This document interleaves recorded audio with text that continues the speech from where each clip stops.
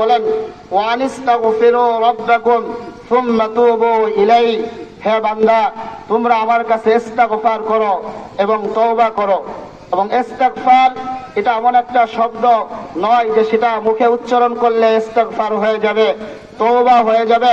শুধু আস্তাগফিরুল্লাহ আস্তাগফিরুল্লাহ আস্তাগফিরুল্লাহ এই শব্দ বলার দ্বারা আসল তওবা হয় না।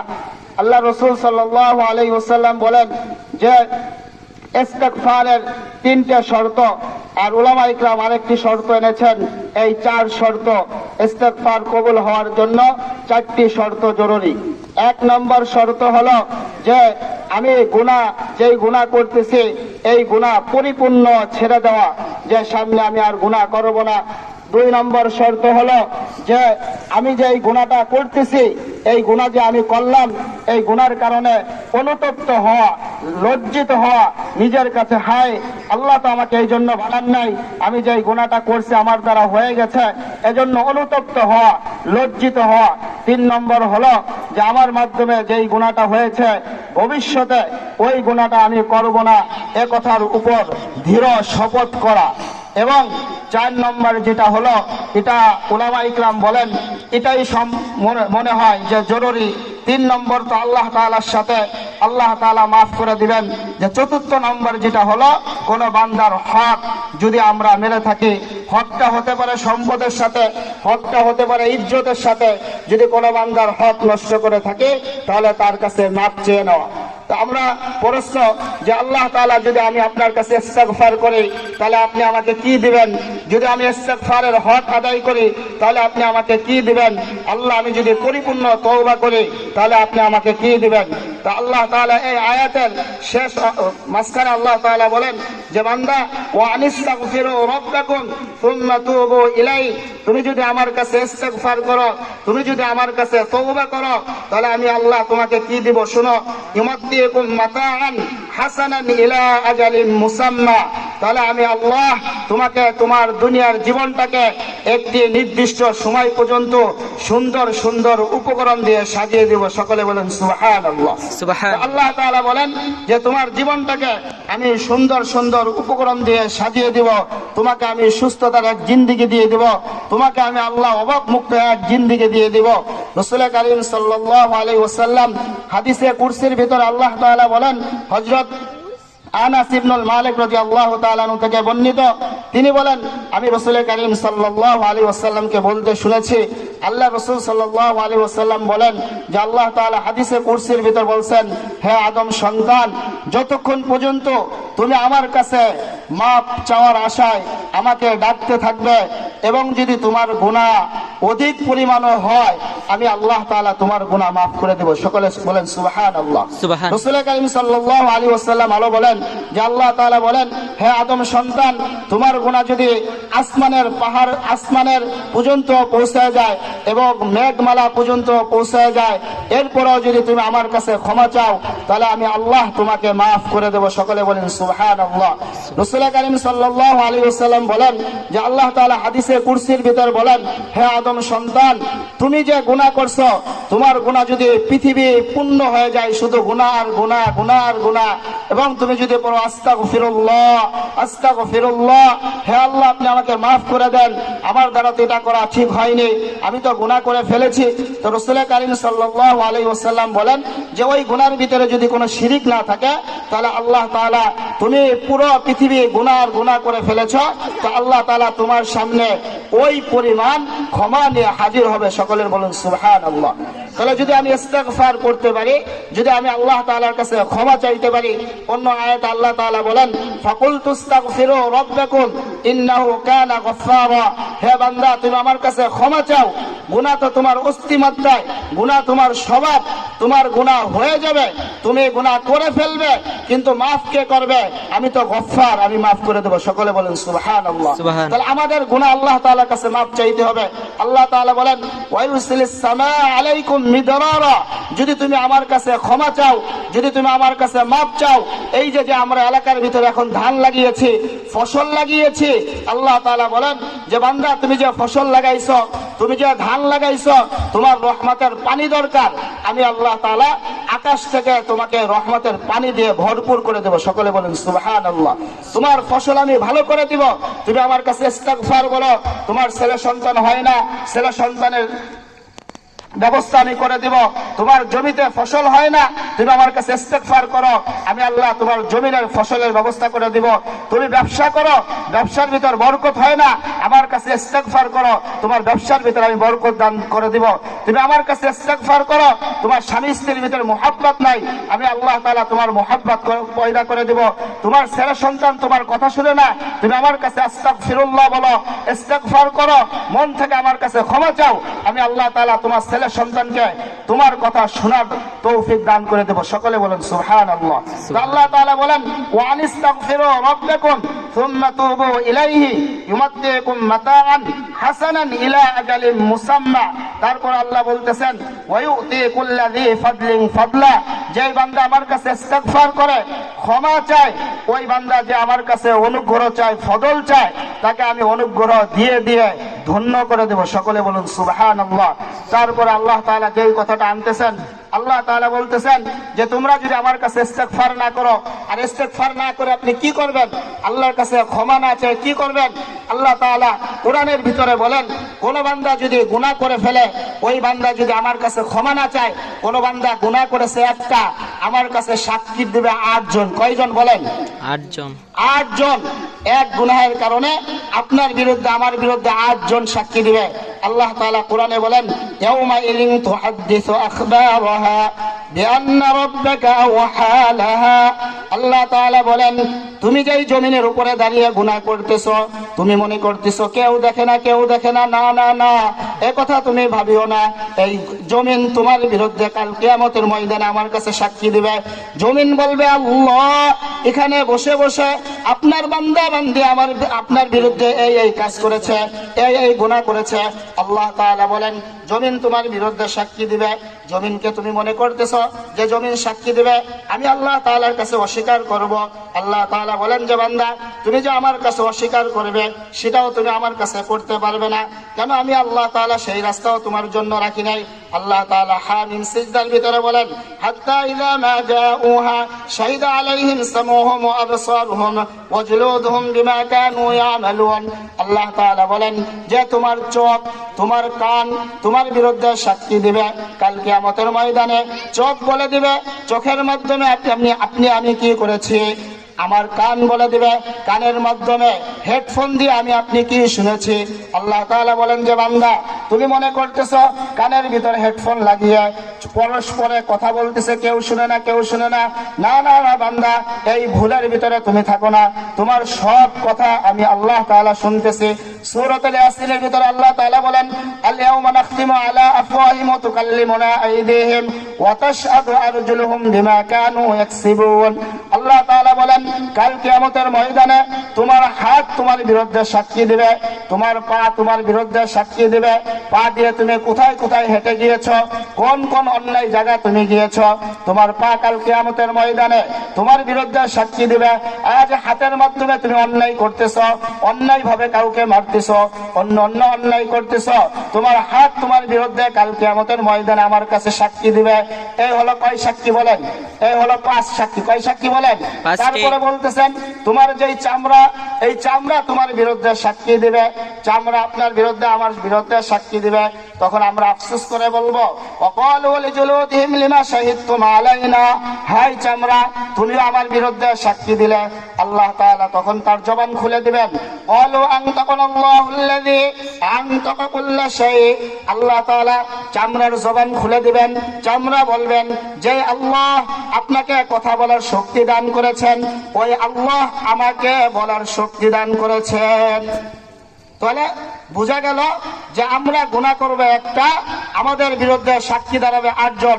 আল্লাহ তাআলা অন্য জায়গায় বলেন কিরামান কাতিবিন ইয়ালামুনা মা তাফআলুন, আমি যে তোমাদের সাথে 2 জন ফেরেশতা নির্দিষ্ট করে দিয়েছি। একজন ফেরেশতা তোমার ভালো কাজ লিপিবদ্ধ করতেছেন, আরেকজন ফেরেশতা তোমার খারাপ কাজ লিপিবদ্ধ করতেছেন। তুমি কি মনে করতেছ যে তোমার কোনো কিছু হিসাব হবে না? ওরা সব পুঙ্খানুপুঙ্খানু লিখে রাখতেছেন। তখন যখন আল্লাহ তাআলা এই হিসাবনামা আপনার সামনে আমার সামনে পেশ করা হবে, তখন আমি আপনি একটা চিৎকার দিয়ে বলবো মালি হাযাল কিতাব লা ইগাদিরু সগীরাতাও ওয়ালা কাবীরাতান ইল্লা আহসাহা। এটা কেমন আশ্চর্য কিতাব, ছোট গুনাহও ছাড়ে নাই, বড় গুনাহও ছাড়ে নাই, ছোট নেকও ছাড়ে নাই, বড় নেকও ছাড়ে নাই। তাহলে বোঝা গেল যে ওয়ানিস্তাগফিরু রাব্বাকুম, ইস্তিগফার ছাড়া আপনার আমার জীবনে কোনো কিছুই নাই। মানুষের মাধ্যমে গুনাহ হয়ে যাবে, মানুষকে আল্লাহ তাআলা গুনাহ করার অনেক উপকরণ দিয়ে দিয়েছেন, কিন্তু এই রাসূল কারীম সাল্লাল্লাহু আলাইহি ওয়াসাল্লাম বলেন কুল্লু বানি আদম খাত্তাউন ওয়া খায়রুল খাত্তাইন আত-তাওয়াবুন। যে ব্যক্তি আল্লাহ তাআলার কাছে তওবা করলো গুনাহ করার পরে, প্রত্যেক আদম সন্তান সে গুনাহগার, কিন্তু যে ব্যক্তি গুনাহ করার পরে তওবা করলো সে আল্লাহ তাআলার কাছে উত্তম। সকলে বলেন সুবহানাল্লাহ। তাহলে গুনাহ আপনার মাধ্যমে আমার মাধ্যমে গুনাহ হয়ে যেতে পারে, গুনাহ হয়ে যাওয়া এটা দোষণীয় নয়। তারপরে আল্লাহ তাআলা বলেন বান্দা ওয়াইন তাওয়াল্লাউ ফাইন্নী আখাফু আলাইকুম আযাব ইয়াউমিন কাবীর। বান্দা তুমি যদি আমার কাছে ইস্তিগফার না করো, তুমি যদি আমার কাছে তওবা না করো, তাহলে বান্দা শুনো, কাল কিয়ামতের ময়দানে যখন বিভীষিকাময় দিবস হবে, যখন আসমান থাকবে 1.5 হাত উপরে, জমিন থাকবে তামা। একটু ভাবেন, যখন জমিনটা তামা থাকবে, জমিনটা গরম থাকবে, আসমানটা উপরে থাকবে, তখন আপনার আমার কি অবস্থা হবে?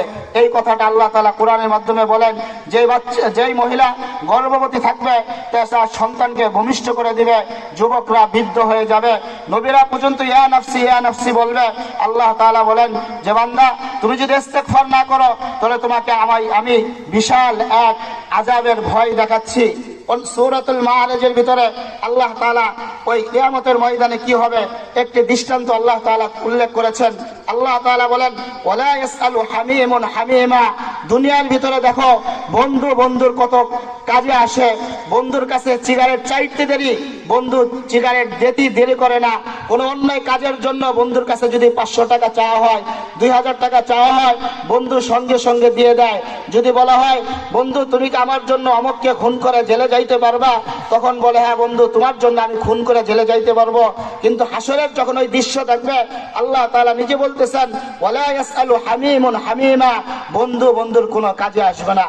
অন্তরঙ্গ বন্ধুকে চিনবে না। ইবাসসরুনাহুম, অথচ তারা একজন আরেকজনের চোখের সামনে থাকবে, একজন আরেকজনকে দেখবে, দেখার পরেও তারা চিনবে না। ইয়াওয়াদ্দুল মুজরিমু লাউ ইফতাদি মিন আযাবি ইয়াউমাইযিন বিবানিন। ওই পাপী অপরাধী তার অপরাধের কারণে সে আল্লাহ তাআলার কাছে বলবে, যখন সে আযাবগুলো দেখবে, দেখার কারণে আল্লাহকে বলবে আযাবি ইয়াউমাইযিন বিবানিন, হে আল্লাহ আপনি আমাকে এই জাহান্নামের আগুন থেকে বাঁচান, আমার বদলে আমার সন্তানকে মুক্তিপণ হিসেবে তাকে দিয়ে দেন, কিন্তু আপনি আমাকে জাহান্নাম থেকে বাঁচান। নাউজুবিল্লাহ। অথচ পৃথিবীর ভিতরে বাবা মা সকল সন্তানদেরকে ভালোবাসেন। সন্তান যদি সন্ত্রাসী হয়, সন্তান যদি ইয়াবাখোর হয়, সন্তান যদি গাঞ্জাখোর হয়, সন্তান যদি খারাপ হয়, তারপরে বাবা মার কাছে সন্তান আদরের না বলেন, সন্তান আদরের। কোন সন্তানকে যদি কেউ মারে, সন্তানের যদি দোষও থাকে, তারপরেও বাবা মা যখন শুনে বাবা মার কষ্ট লাগে। কিন্তু হাসরের মাঠে যখন সন্তান কে বাবা ভুলে যাবে, যখন দেখবে হায় আল্লাহ তো আমাকে দুনিয়ায় পাঠাইছিলেন আল্লাহ তাআলার হুকুম পালন করার জন্য, আমি যখন হুকুম পালন করি নাই, তখন বলবে যে আল্লাহ ইয়াউমাইযিন বিবানিন, আপনি আমার সন্তানকে আমার বদলে জাহান্নামে দিয়ে দেন, আমাকে মুক্তি দান করুন। শুধু এখানে নয়, তারপরে আল্লাহ বলেন, তারপর ওই ব্যক্তি বলবেন, নাফরমান ব্যক্তি বলবেন ওয়াসাহিবাতি ওয়া আখি, হে আল্লাহ আপনি আমার স্ত্রীকে জাহান্নামে দিয়ে দেন, আমাকে মুক্তি দান করুন। স্ত্রী পৃথিবীর ভিতরে মানুষের সব থেকে মহব্বতের জিনিস। ওই সময় যখন এই আযাব দেখবে তখন স্ত্রীকেও ভুলে যাবে। ও আখি বলবে, আল্লাহ আপনি আমার ভাইকে জাহান্নামে দিয়ে দেন, আমাকে জাহান্নাম থেকে আপনি মুক্তি দান করেন। ওয়াসিলাতিহি আল্লাতী তুবি, আল্লাহ দুনিয়ার ভিতরে যারা আমাকে আশ্রয় দিয়েছিল, আমার আত্মীয় স্বজন, কোন অন্যায় করেছি, তারা তার পক্ষ হয়ে আমার পক্ষে কথা বলছিল যে কাজটা করেছে কাজটা ভালো করেছে, অথচ তারা আমাকে বাধা দেয়নি, তারা আমার বিরুদ্ধে কখনো কথা বলেনি, আমাকে আশ্রয় দিয়েছে, আমাকে তারা শাসনও করে নাই এবং শাসনও করেছে, কিন্তু সঠিকটা তারা আমাকে বুঝাই নাই। ওয়াসিলাতিহি আল্লাতী তুবি, আল্লাহ তাদেরকে আপনি জাহান্নামে দিয়ে দেন, আমাকে জাহান্নাম থেকে মুক্তি দান করেন। ওমান ফিল আরদি জামিআ, বলবে আল্লাহ আপনি দুনিয়ার সমস্ত মানুষকে জাহান্নামে দিয়ে দেন, শুধুমাত্র একা আমাকে বাঁচিয়ে দেন। আল্লাহ তাআলা বলবেন সুম্মা ইউনজি, সে বলবে আল্লাহ আপনি পৃথিবীর যত মানুষ আসছে সমস্ত মানুষকে জাহান্নামে দিয়ে শুধুমাত্র আমাকে একা একা আপনি জান্নাতে দিয়ে দেন। তখন আল্লাহ বলবেন কাল্লা, কখনো নয়, ইন্নাহা লাগা, আল্লাহ কি বলবেন বলেন, কখনো নয়, এটা অগ্নিশিখা, নাজ্জাআতাল লিশশাওয়া, যা তোমার চামড়াকে, যা তোমার মাথার চামড়াকে খসিয়ে দিবে, জ্বালিয়ে দিবে, পুড়িয়ে দিবে। তাহলে এটা আল্লাহ তাআলা কাদেরকে বলেছেন বলেন? যারা আল্লাহ তাআলার কাছে গুনাহ করার পরে ক্ষমা না চায়। কি বলেন? যারা আল্লাহ তাআলার কাছে গুনাহ করার পরে ক্ষমা না চায়। তো আল্লাহ তাআলা বলেন ওয়ানিস্তাগফিরু রাব্বাকুম সুম্মা তুবু ইলাইহি, যে বান্দা তুমি গুনাহ করেছো, তোমার মাধ্যমে গুনাহ হয়ে গিয়েছে, গুনাহ হয়ে যেতে পারে, কিন্তু তুমি আমার কাছে তওবা করো। কি করো বলেন? তওবা করো।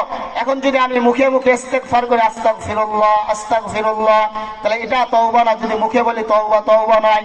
যেই 4 শর্ত বলছি এই 4 শর্ত মেনে তওবা করতে হবে। যেরকম ওযুর ফরজ কয়টি বলেন? 4টি। এখন আমি যদি মুখে বলি যে ওযুর 4 ফরজ, তাহলে আদায় হয়ে যাবে না? আমার এই 4 ফরজ আদায় করতে হবে। যে ওযুর যেই 4 ফরজ, সমস্ত মুখ ধোয়া আমাকে ধৌত করতে হবে, সমস্ত 2 হাতের কনুসহ ধোয়া এটা আমাকে ধৌত করতে হবে, মাথা 4 ভাগের 1 ভাগ মাসেহ করা সেটা আমাকে করতে হবে, 2 পায়ের টাকনু সহ ধোয়া এটা আমাকে করতে হবে। এই 4 কাজ যখন আমি করব তখন আমার কি হবে বলেন? ওযু হবে। যেরকম মধু মিষ্টি, মধু কি বলেন? মিষ্টি। এখন আমি যদি মুখে মুখে বলি যে মিষ্টি মিষ্টি, তাহলে আমার জিহ্বায় কি মিষ্টি লাগবে? আমার জিহ্বায় মিষ্টি লাগবে না। যতক্ষণ পর্যন্ত আমার জিহ্বার ভিতরে ওই মধুটা আমি না ঢালবো, আমার মুখের ভিতরে আমি মধু না ঢালবো, ততক্ষণ পর্যন্ত আমার জিহ্বায় মিষ্টি লাগবে না। তো অনুরূপ ভাবে যতক্ষণ পর্যন্ত আমি আপনি আল্লাহ তাআলার কাছে এই 4 ভাবে ক্ষমা না চাবো যে আমার গুনাহ হয়ে গেছে, গুনাহ ছেড়ে দিলাম, তারপর আল্লাহর কাছে অনুতপ্ত হওয়া, সামনে আমি গুনাহ করব না, কোন আল্লাহর হক মেরে থাকলে, বান্দার হক মেরে থাকলে সেটা আদায় করে দিব। তো এগুলো যখন আমি করব তখনই আমার প্রকৃতি কি হবে বলেন? ইস্তেগফার হবে, সঠিক ইস্তেগফার হবে। আর এই ইস্তেগফার যারা করবে তাদেরকে আল্লাহ তাআলা মাফ করবেন। ফকিহ আবুল লাইস সামারকান্দি রাহমাতুল্লাহি আলাইহি তিনি তানবিহুল গাফিলিন তার কিতাবের ভিতরে একটি ঘটনা উল্লেখ করেছেন। তিনি বলেন যে ওমরে ফারুক রাদিয়াল্লাহু তাআলা আনহু তিনি একদিন রাসূল কারীম সাল্লাল্লাহু আলাইহি ওয়াসাল্লামের দরবারে যাচ্ছিলেন। তো পথের মধ্যে এক ব্যক্তি খুব কান্না করতেছিলেন। ওমর ফারুক রাদিয়াল্লাহু তাআলা আনহু জিজ্ঞাসা করলেন যে ভাই আপনি কান্না করতেছেন কেন? তিনি বললেন যে আমি অনেক বড় গুনাহ করে ফেলেছি। ওমর রাদিয়াল্লাহু তাআলা আনহু বললেন যে আপনি কি বড় গুনাহ করেছেন? তিনি বললেন যে আমি অনেক বড় গুনাহ করে ফেলেছি। ওমর রাদিয়াল্লাহু তাআলা এই গুনাহ যখন বললেন, কথা বললেন, তখন তিনি হাউমাউ করে আরো কেঁদে দিলেন। তো ওমর রাদিয়াল্লাহু তাআলা আনহু উনিও কাঁদতে কাঁদতে রাসূলের দরবারে গেলেন। তো রাসূল জিজ্ঞাসা করলেন যে ওমর তুমি কেন কাঁদতেছো? তো ওমর রাদিয়াল্লাহু তাআলা আনহু বললেন যে আল্লাহর রাসূল আমি এক ব্যক্তিকে দেখছি রাস্তার পাশে দাঁড়িয়ে, সে কাঁদতেছে, বসে কাঁদতেছে। তো বললেন তাকে আমার কাছে নিয়ে আসো, কেন কাঁদতেছে? ওমর রাদিয়াল্লাহু তাআলা আনহু বললেন আমি তাকে জিজ্ঞাসা করেছি, তিনি বললেন তিনি গুনাহ করে ফেলেছেন, গুনাহ করার কারণে তিনি কাঁদতেছেন। রাসূল জিজ্ঞাসা করলেন যে আপনি এমন কি বড় গুনাহ করেছেন? তিনি বললেন যে আমি অনেক গুনাহ করে ফেলেছি। তো রাসূল বললেন যে আপনার গুনাহ বড় না আল্লাহর রহমত বড়? তিনি বললেন যে আমার গুনাহ বড়। তো আল্লাহ রসুল আবার জিজ্ঞাসা করলেন আপনার গুনাহ বড় না আল্লাহর আরশ বড়? তিনি বললেন যে আমার গুনাহ বড়, আল্লাহর আরশ ছোট। এই অনুমতি থাকা ভালো, কিন্তু আল্লাহ তাআলার আরশ বড়, আল্লাহ তাআলার রহমত বড়। তো এই কথা বলার পরে রসুল বললেন ঠিক আছে তুমি কি গুনাহ করছো বলো। তিনি বললেন যে আমি কাফন চোর, প্রতিদিন আমি কবর থেকে কেউ মারা গেলে কাফন চুরি করি। তো রসুল বললেন এটা কেমন, কি এত বড় গুনাহ কিসের? তো বললেন শুধু এখানে নয়, তিনি বললেন যে গতকালকে এক যুবতী মেয়ে মারা গেছিল, তো আমি যখন কবর থেকে ওই কাফনের কাপড় তার থেকে খুললাম, খোলার পরে যখন ওই কাপড়টা আমি টান দিয়ে খুললাম, তো খোলার পরে ওই মেয়ের প্রতি আমি আসক্ত হয়ে গেলাম, তো আমি গুনায় লিপ্ত হলাম। তো আমি যখন ওখান থেকে উঠলাম তখন ওই মেয়ে আমাকে বলতেছিল হ্যাঁ পুরুষ তুমি আমাকে কি করলা, হ্যাঁ আমাকে নাপাক অবস্থায় কাল কিয়ামতের ময়দানে আল্লাহর সামনে তুমি দাঁড়া করাবা। তো এই কথা বলার পরে আমি ওই থেকে এক টেনশনে পড়ে গেলাম। রসুল বললেন হাই তুমি কি করলা? উনি এই কথা শোনার পরে যে রসুল আমাকে আবার পরে কিছু বলবে, উনি দরবার ছেড়ে চলে গেলেন জঙ্গলে। সেখানে যাওয়ার পরে 40 দিন কাঁদলেন, এমন কান্না দিলেন আল্লাহর কাছে, আল্লাহ তাআলা তার তওবাকে কবুল করে ফেললেন। আল্লাহ তাআলা তাকে মাফ করে দিলেন, রসুলের কাছে ওহী নাজিল করে দিলেন যে আমি ওই বান্দাকে মাফ করে দিচ্ছি, তাকে নিয়ে এসে সকলে বলেন সুবহানাল্লাহ। তাহলে তওবা যদি আমরা তওবার মতন করতে পারি ইনশাআল্লাহ আল্লাহ আপনাকে আমাকে মাফ করে দিবেন। ওয়া আখিরু দাওয়ানা আনিল হামদুলিল্লাহি রাব্বিল আলামিন। যে কথাগুলো বললাম আল্লাহ তাআলা সর্বপ্রথম আমাকে এবং আপনাদের সকলকে আমল করার তৌফিক দান করুক। ওয়া আখিরু দাওয়ানা আনিল হামদুলিল্লাহি রাব্বিল আলামিন।